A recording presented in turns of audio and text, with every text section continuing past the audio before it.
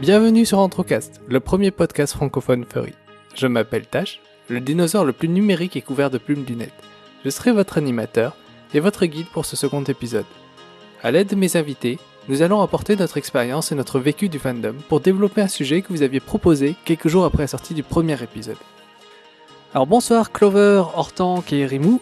Je vous remercie d'être venus parmi nous pour parler du sujet de la place de l'internet dans le développement et l'existence du fandom. Je vous invite d'abord à vous présenter un petit peu pour nos auditeurs. Clover. Oui, bonsoir Tash, bonsoir Hortank et Rimou. Donc, moi c'est Clover, mon espèce c'est un loup. Et ça fait pas mal de temps que je suis baigné dans la communauté Fury. Je dirais que j'ai découvert ça dans les années 97, quand j'ai eu ma connexion internet en fait, voilà. Et toi Hortank, tu es qui ? Alors bonsoir à tous, donc moi Hortank, mon espèce est un tauren, donc c'est clairement orienté Blizzard et World of Warcraft. D'ailleurs mon avatar vient de là, c'est à peu près tout je pense. Rimou, tu peux nous dire 2-3 mots sur toi ? Alors, en 2-3 mots, donc moi c'est Rimou, bonsoir tout le monde. Donc moi mon perso c'est un chat en caoutchouc qui a la possibilité de gonfler, voilà, donc c'est un personnage un peu torturé par les années parce que ça fait des années qu'il me côtoie, qu'on se supporte tous les deux, parce que ça fait un moment qu'on est là. Voilà. Et bienvenue à nouveau à vous trois et merci pour cette présentation. Maintenant, je vous propose de faire d'abord un petit historique sur l'existence du fandom sur les internets.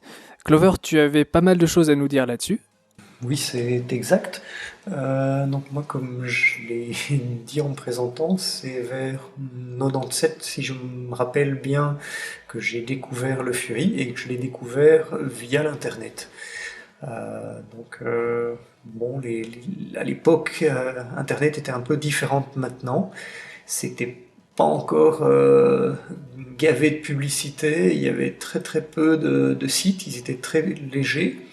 Et c'était la grande époque des sites personnels. Donc moi, j'ai découvert le Fury en faisant des recherches et je suis tombé par hasard sur des galeries d'images. Donc voilà. Faut noter aussi que c'était une époque où les internets étaient assez lents. Oh oui. Avec les bruits des modems qui étaient affreux. Et avant, Clover, que toi tu aies accès au débit à la maison, on en avait un petit peu parlé en dehors du micro, des mailing lists qui permettaient aux furries d'échanger sur leur passion en fait. Oui, il y a eu une mailing list dans le fandom Fury francophone en France, mais ça je l'ai malheureusement pas connu. Je crois qu'Hortank pourra peut-être nous en dire un tout petit peu plus là-dessus. Oui, alors je n'ai pas non plus vécu, mais j'en ai discuté avec les personnes qui eux l'ont vécu. Alors la seule chose réelle que je peux dire à ce sujet-là, c'est que la mailing list francophone est vraiment l'ancêtre de France Fur, hein, car France Fur a été créée par des participants de la mailing list qui souhaitaient avoir quelque chose d'un peu plus dynamique, un peu plus communautaire que des simples envois de mails avec une liste de personnes. Donc ça n'a pas forcément plu à tout le monde n'a pas basculé dessus. La mailing list a d'ailleurs continué à exister post-création de France Fur. Mais clairement c'est l'un des moteurs fondateurs du Fury francophone. On a oublié de le dire, mais en 2-3 mots, c'est quoi une mailing list ? Très rapidement, ce n'est ni plus ni moins qu'une liste d'adresses mail autour de sujets communs, là en l'occurrence le Fury, ou les Fursuit, etc. Donc c'est plus une liste de diffusion. Faut pas oublier qu'Internet à cette époque-là était lent, hein. Clover ne me contredira pas là-dessus, même s'il a eu l'avantage de pouvoir avoir assez vite une connexion rapide. Moi je me souviens que j'ai eu ma première connexion ADSL, c'était début 2000. Avant ça, c'était vraiment infernal pour aller sur le moindre site. Les images chargeaient très très lentement. Donc l'avantage du mail était de pouvoir justement synthétiser des informations, des nouvelles sur un format qui était au final très léger. Oui, peut-être c'est bon de le rappeler, l'utilisation d'Internet à l'époque était probablement un peu différente de maintenant, comme les connexions étaient lentes, on n'avait pas des connexions permanentes et les gens se connectaient et relevaient leur boîte aux lettres électronique. Tout à fait. L'avantage des mailing lists, c'était de pouvoir te consulter hors ligne. Moi, personnellement, avant d'avoir la DSL, je suis passé par l'abonnement. Alors, je parlais en francs, parce qu'à l'époque c'était en France, c'était 200 francs pour avoir 10 heures de connexion par mois. À l'heure actuelle, on n'envisage plus d'être déconnecté, ne serait-ce qu'une heure par mois. On est en connexion permanente. C'était pas du tout le cas à l'époque. Oui, puis cette époque-là, en plus, on était finalement, tous les échanges se résumaient plutôt au texte. Ce qui a contribué à créer par exemple les MOOC comme on les appelle, donc c'est les plateformes d'échange roleplay textuels qui étaient les ancêtres de Furcadia par la suite et ensuite Second Life et d'autres sites d'interaction pour faire du roleplay Fury. Au début c'était vraiment que du texte, quoi. Et toi, Rimou, tu as aussi connu en premier les sites perso, non? Oui, c'est aussi comme ça que je suis tombé, on va dire, amoureux du Fury, c'est en tombant justement sur un site perso d'un groupe d'amis qui, ensemble, ont fait un site d'amis, tout simplement, avec des photos, des écrits, et il y avait des photos de gens maquillés qui avaient des comportements, qui grimpaient aux arbres, qui écrivaient des choses qui tournaient tout autour justement du monde en trou, et c'est un peu comme ça que je suis arrivé là-dedans également. Je dis également parce que je suis arrivé par une autre porte avant, où je suis tombé sur un site de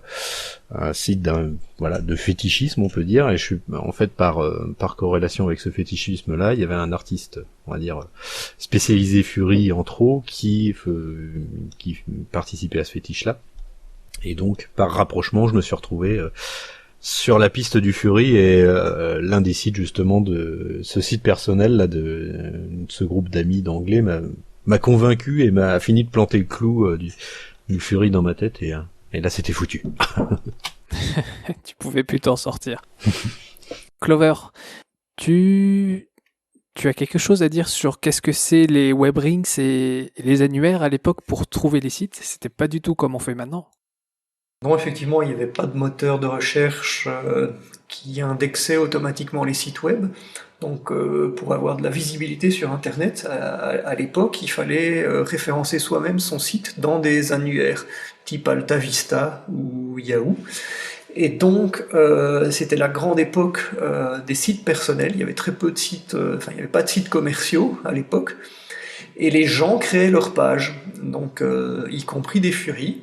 Et pour pouvoir se rendre visible, il y avait aussi les web rings. Et ça, c'était les gens qui avaient une page personnelle d'un thème particulier. Ils se liaient par des anneaux à d'autres pages sur le même thème. Et il y avait moyen comme ça de naviguer de page personnelle en page personnelle. C'est aussi vers cette période-là, mais un peu plus tard, qu'on commençait à apparaître des sites galeries où il était facile de poster ses propres images, mais il y avait aussi VCL, qui était une assez grosse galerie quand même, non? Alors oui, les pages personnelles pouvaient avoir une partie galerie, parce qu'effectivement, comme Rimou l'a dit, c'était des gens, des Furies, qui pouvaient poster des écrits, poster des photos, des dessins. Mais alors effectivement, il y avait deux choses qui ont vu le jour. Ça a été VCL, qui était une des premières galeries, qui était spécifiquement destinée aux artistes à l'époque. Et il fallait envoyer des dessins par mail au modérateur de VCL, parce qu'il y avait du contrôle de qualité, on n'entrait pas comme ça, et les gens qui étaient approuvés par les propriétaires de VCL avaient à ce moment-là un compte, et ils pouvaient poster leurs dessins sur ce site-là. Ce qui, par ailleurs, Rimou, tu m'avais dit, a apporté quelques soucis à un moment pour les artistes français. Oui, petite anecdote. Alors, je prends tout de suite des pincettes en vous disant qu'en fait, l'information, je ne me souviens plus comment je suis tombé dessus.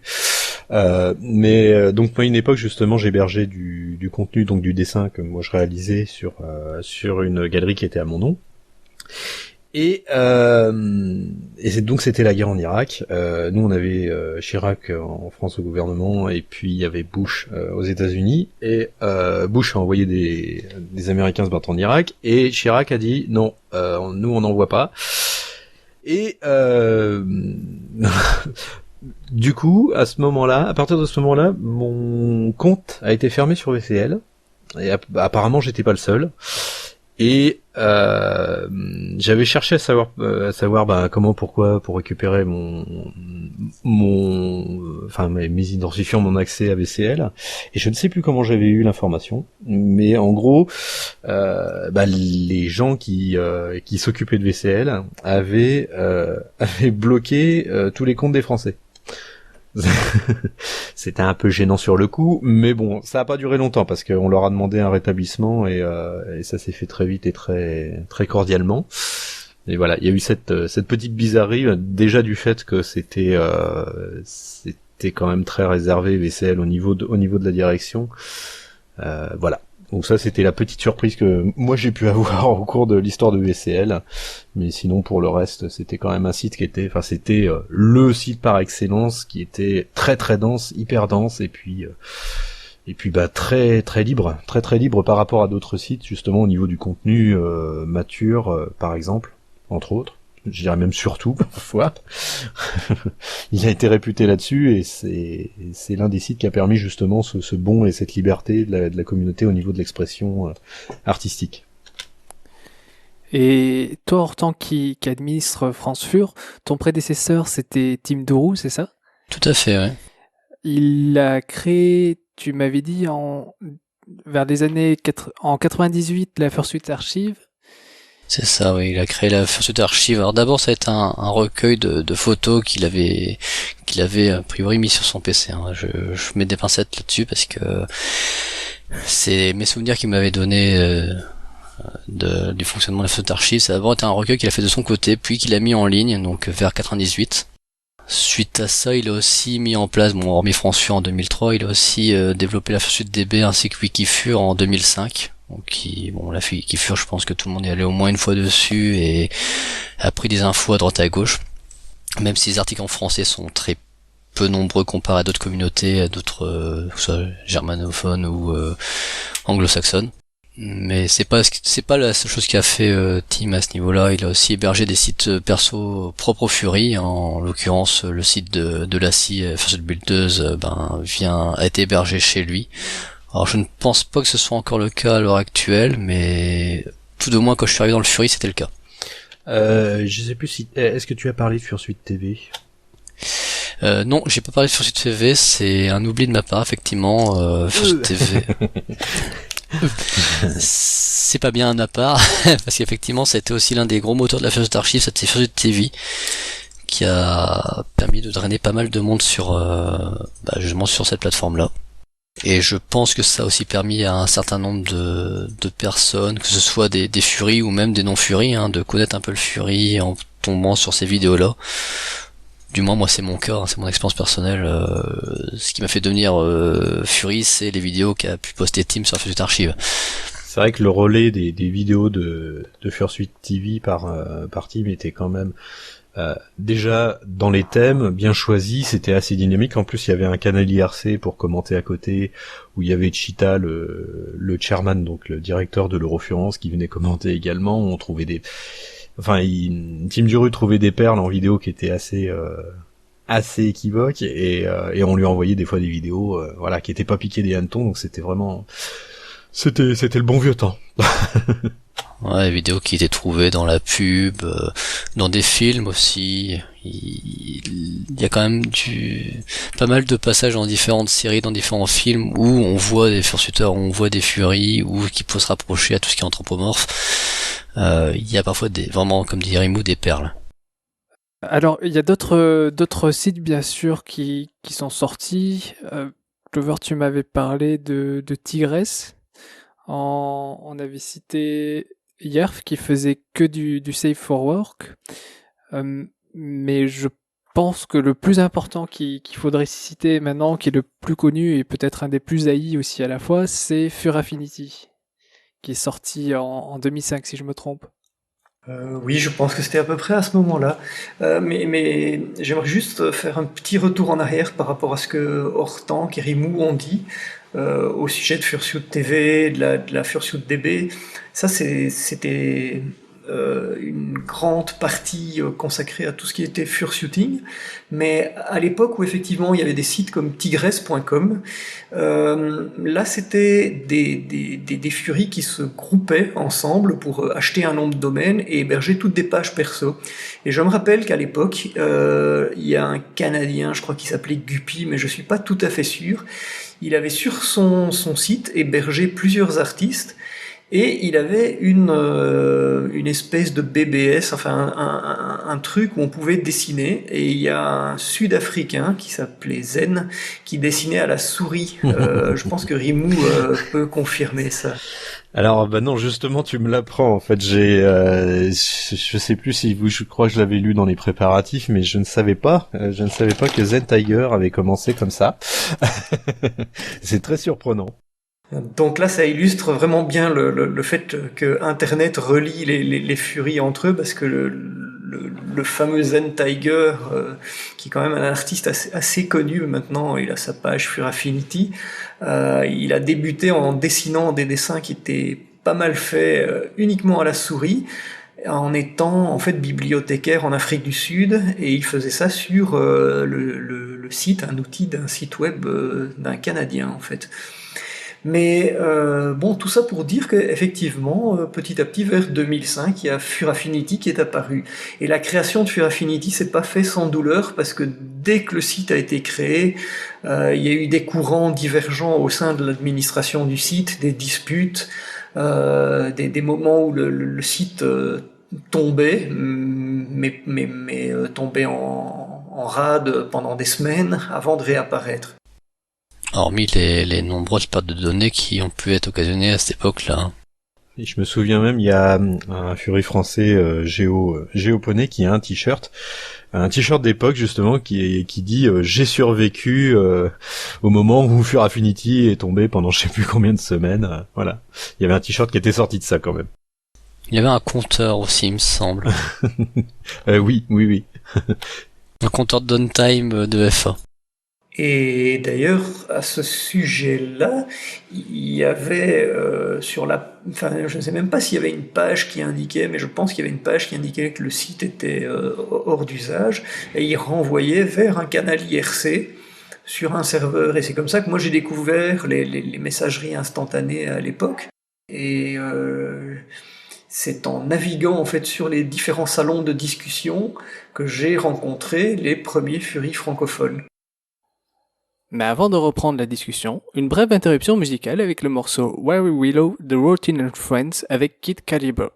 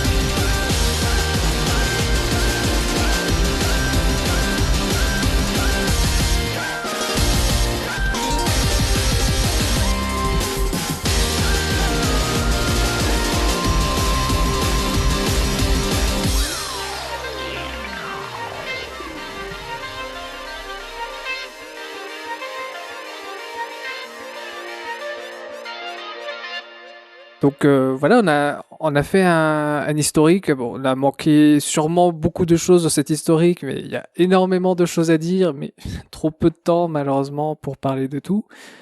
Mais il y a quelque chose de très important à dire par rapport à ces sites dont on a parlé, c'est que d'abord c'était des sites personnels, donc il n'y avait pas beaucoup d'interactions au final, c'était plus de la présentation on pourrait dire, mais avec des sites comme Fur Affinity dont on a parlé en dernier, il y a eu beaucoup plus d'interactions et avec France Fur qui a été fondé par Tim Deroux, un forum qui permet aussi d'interagir et même de se rapprocher, voire de se rapprocher en vrai.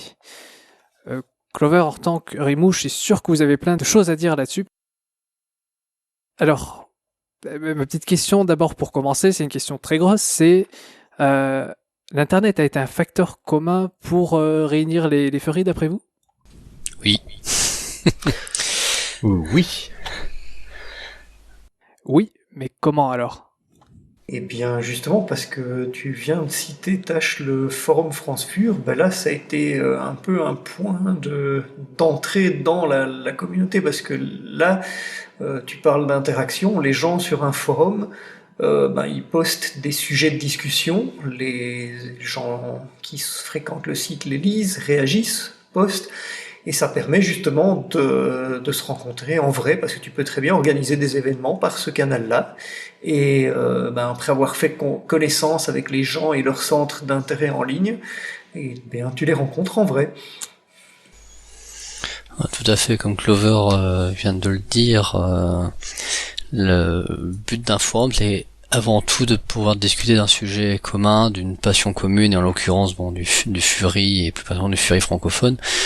Ça permet évidemment de tout à chacun de rencontrer des gens, et en l'occurrence, alors, il me semble que je suis arrivé sur France, c'était en 2006-2007, si je dis pas de bêtises, la FurMap était déjà présente. Donc le gros avantage, c'était de pouvoir savoir géographiquement qui on pouvait voir dans sa ville. Moi ça a été le cas, hein. J'ai été contacté 2-3 jours après mon inscription sur France Fur par CLX, pour qu'on aille prendre une bière pour discuter ensemble de tout et de rien. Petite précision, j'ai oublié, t'as parlé de la création de France Fur et tu as cité Tim Muru, mais il faut pas oublier Ozone. Ozone Grifox a également nettement son mot à dire dans la création de France Fur et était l'un des fondateurs avec Tim. J'espère qu'ils m'en voudront pas trop alors. Merci Ozone et Grifox alors d'avoir fondé France Fur. Je t'arrête, c'est Ozone Grifox tout collé, enfin c'est Ozone. Ah pardon, ok, Ozone Grifox alors. Ouais. Ozone et Grifox sont une même et seule personne. Il n'a pas eu double personnalité par hasard que ça puisse m'excuser, non? Chose importante, je pense aussi à rappeler par rapport déjà au couple Team Duru Ozone à l'époque et France Fur, c'était apparemment l'arrivée de France Fur, c'était aussi coïncidé apparemment avec l'arrivée et la création de la Franfurance. Alors arrêtez-moi si je me trompe. La Franfurance a clairement été créée à l'origine via le canal France Fur, hein. Ils étaient très très liés. Jusqu'à la deuxième édition, Team Duru faisait partie de leur gars. Sauf erreur de ma part, c'était plus le cas à partir de la troisième. Il y a eu, sans rentrer dans les détails, et puis j'ai pas tellement d'infos à ce sujet-là vu que je l'ai pas vécu. Il y a eu des problèmes relationnels entre les personnes, entre le staff. Donc ça aboutit au fait que Ozone part de son côté avec la Franfurance et Team reste avec France Fur. Sauf erreur de ma part. Oui, bon, ça correspond à ce que j'avais vu de l'époque. En même temps, on était quand même, même eux, avant que même moi j'arrive à l'époque, ils étaient quoi, entre 15 et 20 personnes, grand maximum. Donc organiser une Franfurance, une convention Fury en France, c'était, voilà, soit on arrivait à se supporter et à serrer les coudes, ce qui est pas forcément toujours évident dans un groupe aussi petit, avec une communauté véritablement naissante, soit justement chacun repartait un peu de son côté. Je pense qu'on est toujours plus ou moins là-dedans aujourd'hui, mais à des échelles différentes, où de temps en temps il faut que les plaques se sectionnent et que des fois des groupes se forment, ou alors des plateformes nouvelles voient le jour justement pour répondre à des demandes communautaires ou sous-communautaires ou sous-sous-communautaires de plus en plus nombreuses et qualitatives. Et Talklover, toi, tu as rencontré des furries via IRC aussi. Oui, c'était même le premier canal par lequel j'ai rencontré des furies, parce que IRC, le principe, c'est une messagerie instantanée où il y a plusieurs salons de discussion sur des sujets différents. Et donc la plupart des salons étaient en anglais, mais il y avait un salon qui était en français à l'époque. Et donc j'ai contacté ces gens là-bas et on a décidé de se rencontrer en vrai parce que il y avait dans les gens que j'ai contactés par IRC des gens qui habitaient pas tellement loin de chez moi en Belgique. Je suis curieux, c'était Diaz France ou c'était un autre canal? Alors oui, c'était le canal Diez France et immédiatement on a créé le canal Diez Belgique. En fait, c'est moi qui l'ai créé et c'est Phoenix à l'époque qui l'a enregistré. D'accord. Et donc, je crois le premier fur que j'ai vu, c'était Phoenix. Et puis alors après, je sais plus dans quel ordre, mais enfin, il y avait quelques furies ici à l'époque à Bruxelles. Il y avait Darky, il y avait Lightfox. Lightfox exactement, qui ont été. C'était vraiment les trois premiers que j'ai rencontrés. Pour en revenir encore, pour continuer plus dans l'IRL, il y a Anthrocon qui est la plus grande, la première convention furry du monde même, on peut dire ça. Est-ce que ça s'est développé avant qu'il y ait vraiment des gros sites comme Fur Affinity ou des forums relativement connus? Est-ce qu'il a fallu attendre Internet pour organiser ce genre d'événement-là? Justement, j'ai regardé un petit peu rapidement la date de création de l'Anthrocon, elle date de 97. Cela dit, nous en Europe, je sais pas si on était tellement en retard au niveau du déploiement d'Internet par rapport aux Américains. J'aurais tendance à dire que oui, on l'était, donc on est mal placé pour juger de ça. Je pense que les plateformes genre forum ou autres existaient aux États-Unis avant qu'elles existent en France, et que donc ils avaient déjà des plateformes pour discuter entre eux avant même la création d'Anthrocon. Même si ça peut nous paraître tôt, 97, pour nous Européens que nous sommes. Oui, puis je pourrais peut-être ajouter toujours au rayon vraiment historique et à la préhistoire, c'est que le Fury, il est un peu né en marge des conventions de science-fiction américaines, où les Fury avaient en fait des petits stands où ils vendaient des fanzines, qui étaient des recueils de textes écrits et de dessins Fury, des petites BD. Mais ça c'est quand même largement, les conventions, à mon avis, c'est quelque chose qui a dû voir le jour grâce à Internet, parce que ça permettait de toucher un très large public, parce que les gens qui participent aux conventions viennent parfois d'assez loin, surtout les grosses conventions. Puis même on n'est pas tant de furry que ça, c'est finalement même un outil très très très chouette pour nous réunir. Il suffit de voir un petit peu sur la Furmap comme est distribué un petit peu tout le monde. On se trouve pas tous à la porte à côté. J'ai régulièrement même des gens qui me disent bah oui, mais il y a personne à côté de chez moi. Oui, parce qu'on n'est pas nombreux. Oui, c'est tout à fait exact, parce que c'est un centre d'intérêt qui est un peu particulier, un peu marginal, et donc les gens qui partagent ça sont peu nombreux. Et même dans des endroits où il y a beaucoup de furies, comme des villes comme Paris ou Londres, ça reste quand même une très très faible proportion de la population générale. C'est une très faible portion de la population, mais maintenant il y en a quand même à peu près sur tout le territoire, je veux dire, européen. Je pense qu'il y a quand même, maintenant il y a une méconnaissance des outils qui existent à ce niveau-là, et quelqu'un qui se renseignerait, qui irait voir sur Furmap, entre France Fur, Anthro-City ou autre, trouverait des gens pas très loin de chez lui. Bon, après ça dépend s'il est mobile ou pas, évidemment, mais... Oui, après, il y a les personnes qui veulent bien voir. C'est un autre sujet. Voilà, exactement. Il y a personne autour de chez moi que je peux blairer. Oui, il n'y a pas que ça aussi. L'Internet permet un certain anonymat qui a aussi une importance je pense, dans la communauté par rapport à des choses inavouées ou même tout simplement pour être tranquille et pouvoir dire un petit peu tout ce que l'on veut. Il y a aussi le roleplay qui est très important dans notre fandom. Est-ce que vous avez quelque chose à dire par rapport à ça? Moi, peut-être avant d'aborder la question du roleplay, je pense aussi on peut envisager le Fury selon les phases de l'évolution personnelle de chacun. Parce que moi, par exemple, j'étais très très très actif, par exemple sur des forums au moment où j'ai découvert ça. Et puis maintenant, je continue à fréquenter des sites, par exemple des galeries comme Fur Affinity, mais plus pour voir des images, et mes amis, je les vois en vrai, parce que je me suis constitué un cercle d'amis avec des furies, entre autres, qui habitent pas trop loin de chez moi. Oui, il y a une plateforme pour tous les âges. Ouais, tout à fait. Il y a une plateforme pour tous les âges et je dirais pour toutes les générations.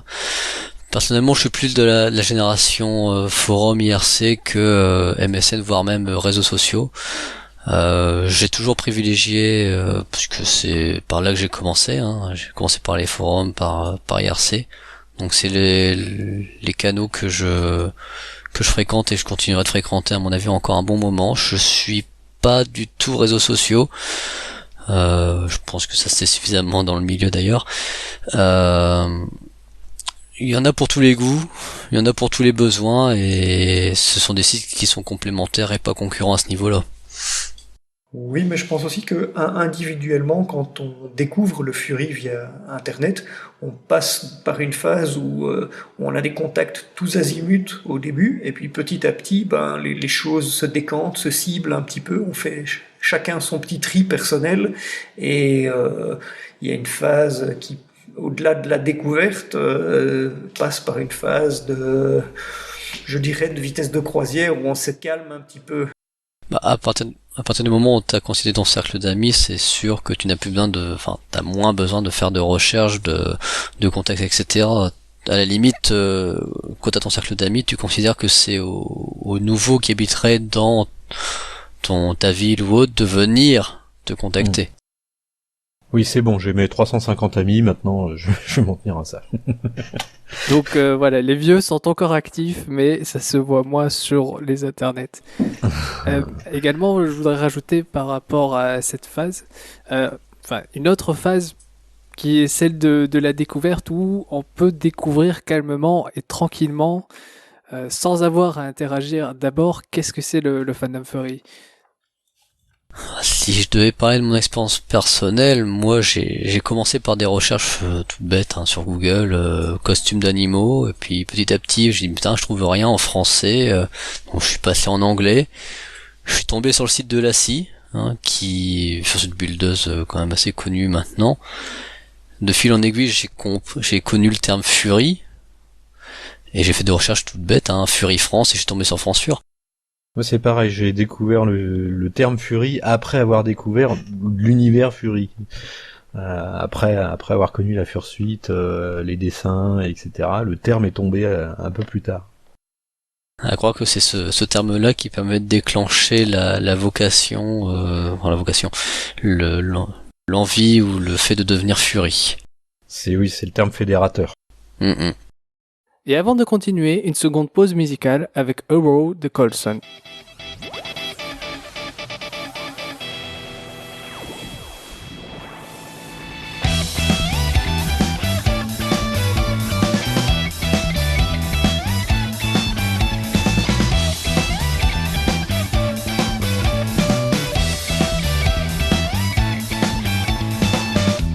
When I woke today, I found you on my phone, broadcasting a signal that tells me you're alone. And if you feel lost and you need some advice, just call me up, yeah, you don't need to ask twice. 'Cause you don't know where you should go, you're looking for that plain-sighted arrow. And I didn't say it wasn't fun, leading you around, but it's such a waste of time to think that anybody knows me like you do. If I can listen and write it down in ink, the question that you're thinking of, you know it is love.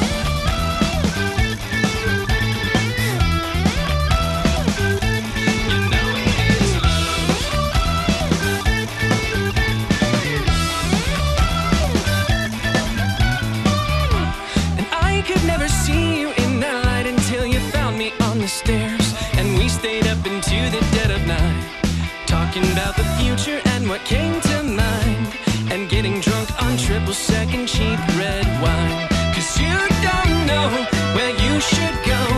You're looking for that plain-sighted arrow, and this all seems so long ago, leading you around. But it's such a waste of time to think that anybody knows me like you do.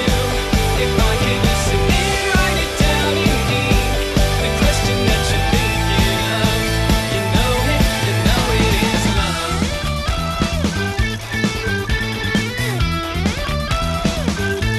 You know it is love.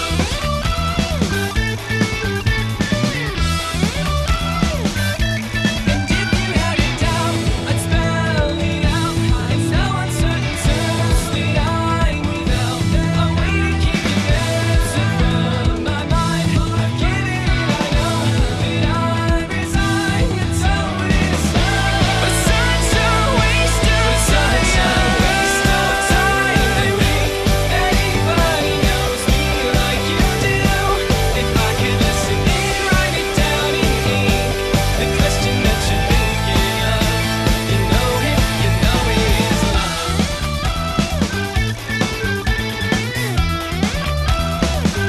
is love. You know it is love.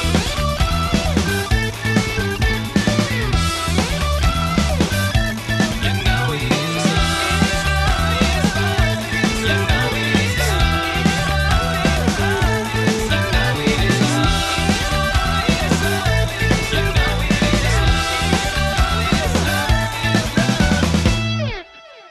Nous allons reprendre la discussion, mais tout d'abord, je vais vous faire écouter un enregistrement fait par Enrock, un dragon allemand. Bonjour, je m'appelle Anne Rock et on m'a demandé si l'Internet a aidé le fandom Fury ou non. Je peux dire qu'en Allemagne, ce n'est pas vraiment le cas. Il y a eu des cas où le fandom a été présenté positivement sur Internet. Malheureusement, il y a aussi eu beaucoup d'articles ou de discussions négatives sur le sujet. Vom Internet gut gehießen wird oder von den TV-Medien, aber im Großen und Ganzen wird leider viel negativ über uns geschrieben oder gesprochen. Im Großen und Ganzen weiß Je ne sais pas comment cela se passe ailleurs, mais de ce que j'ai entendu, la situation est meilleure dans d'autres pays que l'Allemagne. Néanmoins, ici, je pense que le fandom Fury devrait faire attention sur Internet et les médias, car cela peut arriver à nouveau que les médias ou Internet puissent parler négativement des Fury. Letztendlich kann es immer wieder vorkommen, dass die Medien schlecht über uns reden oder das Internet allgemein.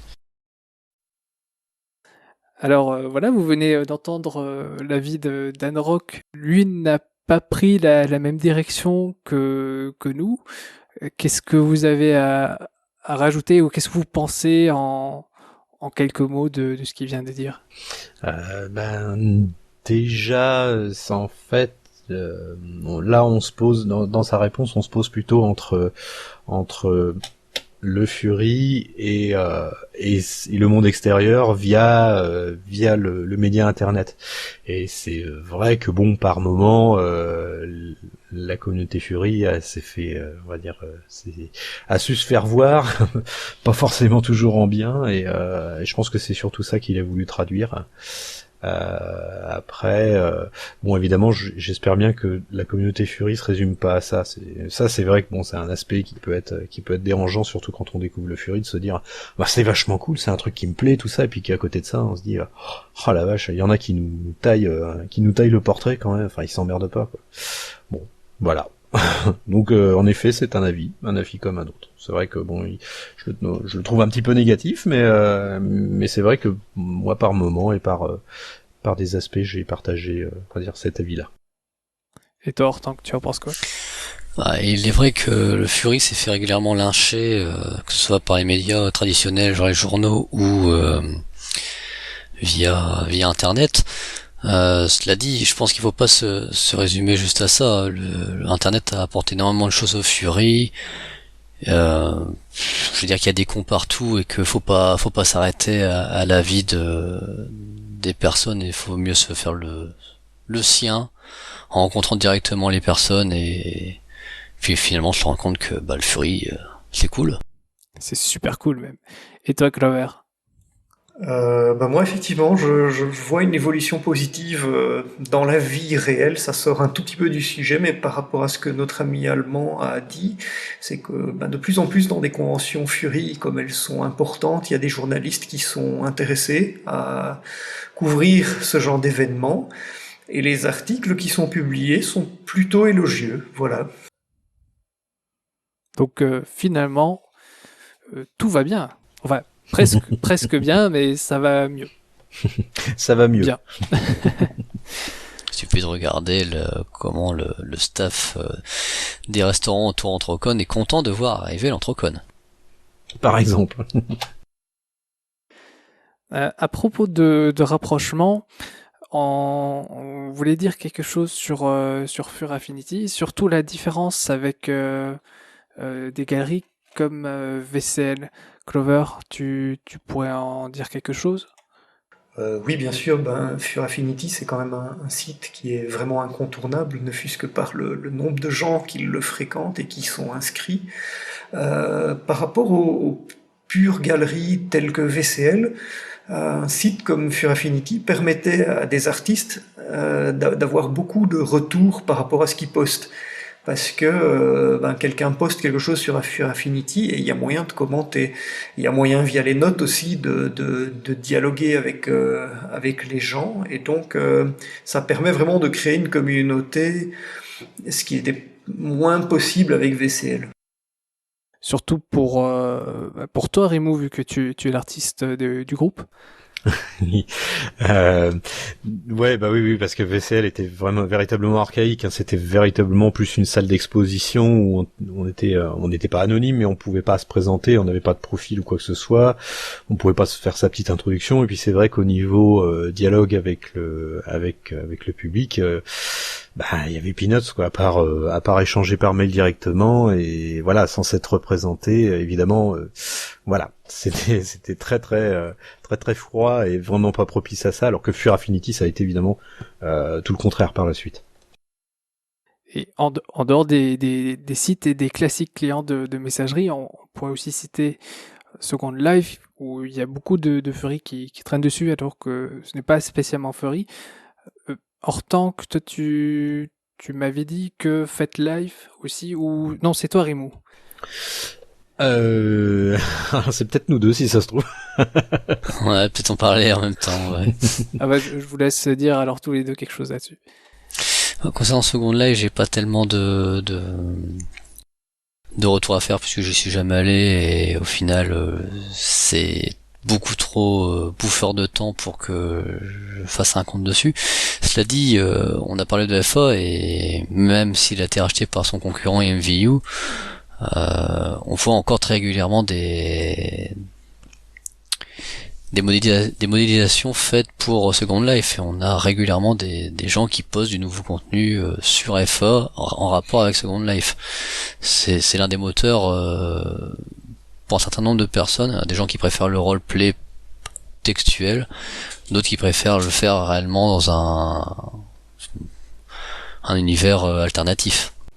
Oui, faire de la sculpture 3D, c'est un petit peu le Lego marionnette des Furies. On va dire en plus chez les Français, il y a une petite communauté aussi de Furies qui ont découvert le Fury comme ça et qui se sont rencontrés comme ça et qui ont connu le reste par Second Life.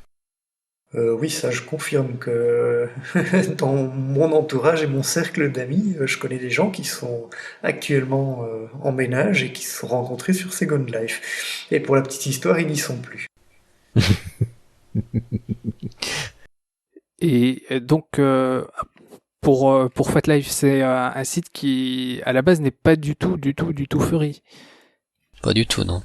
Alors non, dans le premier objet de Fat Life, c'est les fétichismes et entre guillemets à côté en approche, il y a aussi pas mal de tout le monde BDSM, donc soumission, domination, Pet voilà. play.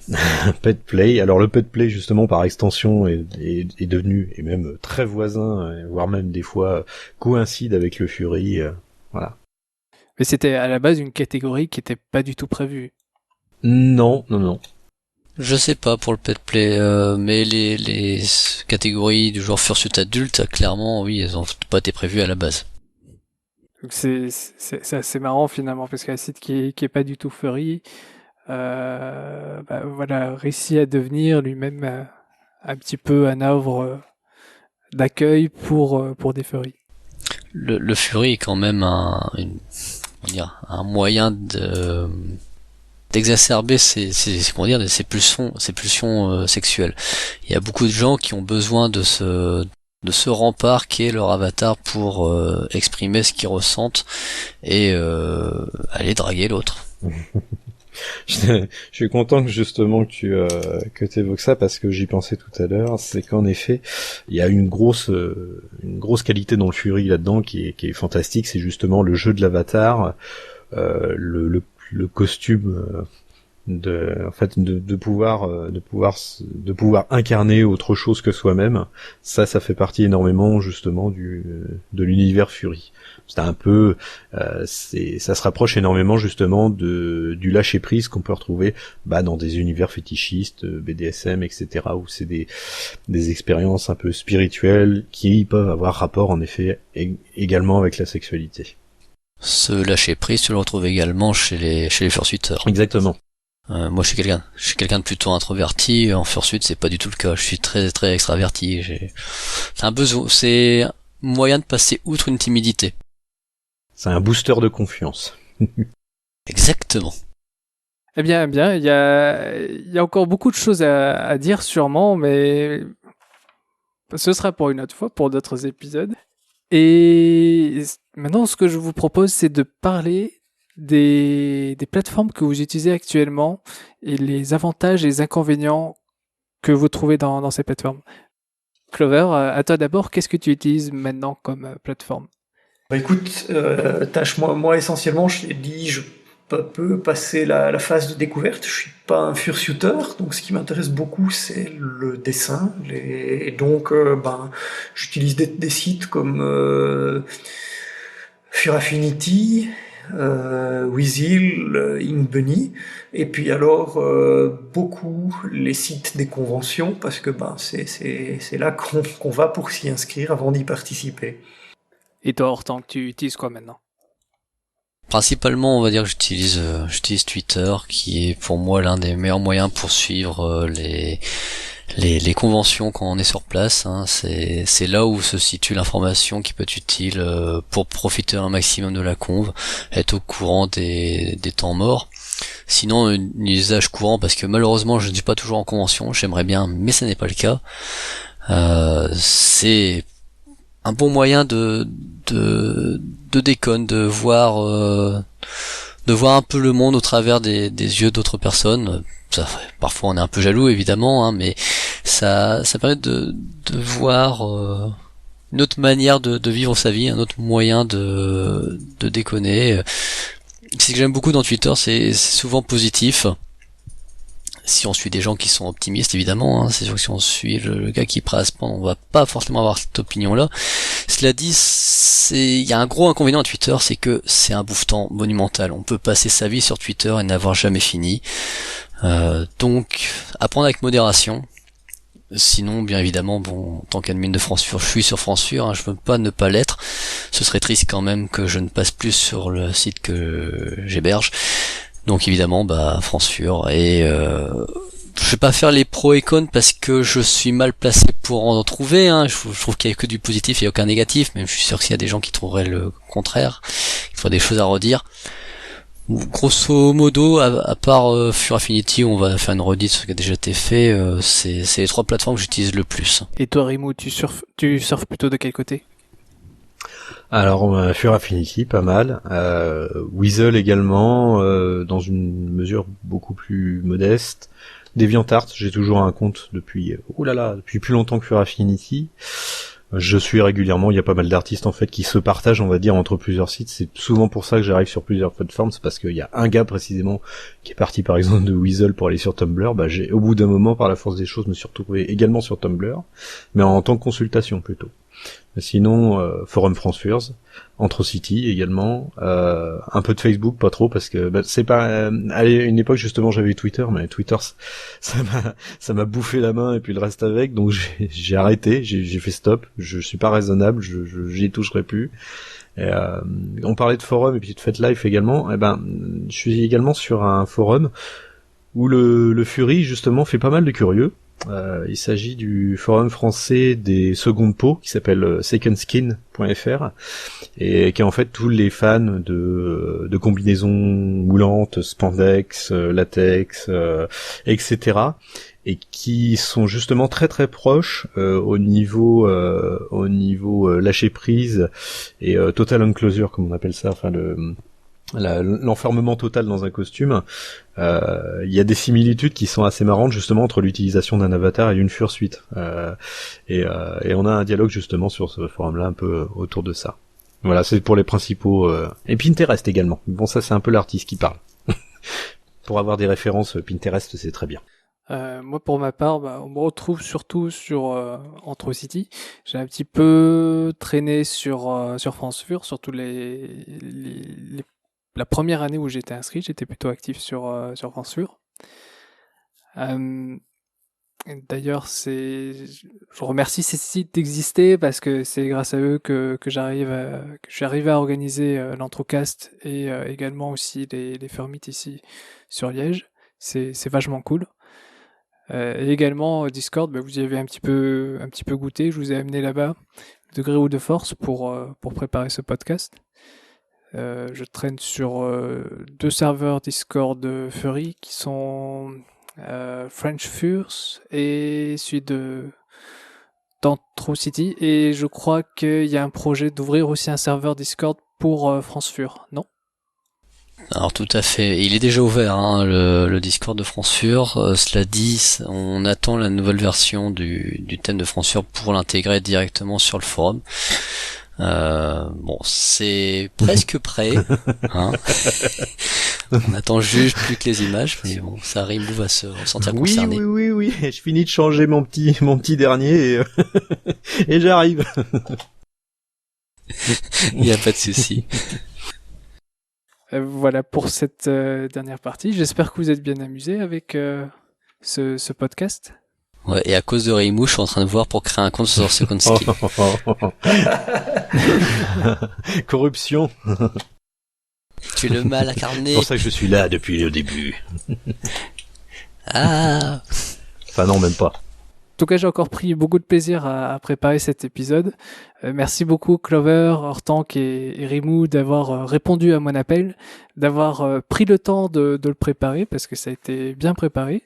Et que je répète encore, il y avait beaucoup de choses qu'on voulait dire, mais qu'on sortira sûrement pour d'autres épisodes. Et je vous souhaite à tous les trois une excellente soirée, et encore merci d'avoir intervenu sur Antrocast. Merci à toi, Tash. C'était bien sympa d'avoir pensé à nous, et on souhaite bon vent au podcast. Je me joins à Clover, c'était très jouissif. Merci Tash. Oui, en effet, Sébastien. En plus, le cast, moi, c'est quelque chose que j'aurais aimé justement créer à une époque, mais on peut pas être partout et on n'a pas forcément les compétences pour tout. Donc merci à toi, merci aux autres aussi également. C'était un plaisir. Nous arrivons à la fin. Je remercie encore beaucoup mes invités et vous les Furry pour avoir écouté cet épisode. Si vous souhaitez rajouter quelque chose à cet épisode, n'hésitez pas à envoyer un mail à Antrocast, ANTHROCAST, @tachfur, TACHFUR.fr, ou postez un commentaire sur le site antrocast.eu. Vous y trouverez également du contenu complémentaire. Encore une fois, merci à Meraz pour son aide technique et le prêt de son serveur pour effectuer les enregistrements, ainsi que Stéphane pour avoir prêté sa voix pour la traduction, et tous ceux qui m'ont aidé à choisir le thème de cet épisode. Je vous laisse avec Play for Your Heart de Fox Amour.